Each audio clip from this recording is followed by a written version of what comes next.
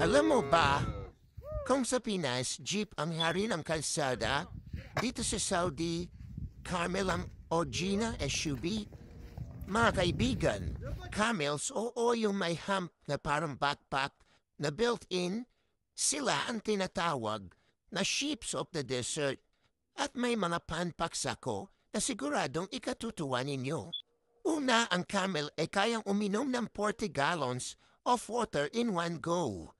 Parang ikaw sa inuman, isang tunggalam, ubos ang picture. Pero sila, pan-survive sa desert, hindi sa bucket of beer. Pangalawa, camels can close their nostrils. Oo, para silang may sariling N95 mask. Kaya kahit sandstorm, chill lang sila. Tayo naman, ubos na ang tissue. At eto pa, yung hump nila hindi tubig ha. Pati storage yan. Para bang baon mo sa mall, pero sila, baon nila, pads pang emergency. Kaya minsan, flat, minsan mataba. Depende kung diet sila o hindi. Camels also have 3 eyelids. Imagine that. Tatlong wipers sa mata. Pang protection sa sun.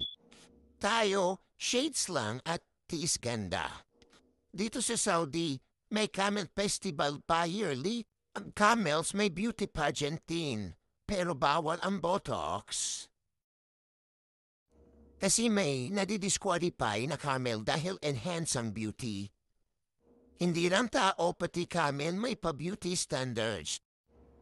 So ayan, mga kaibigan, camels aren't just cute.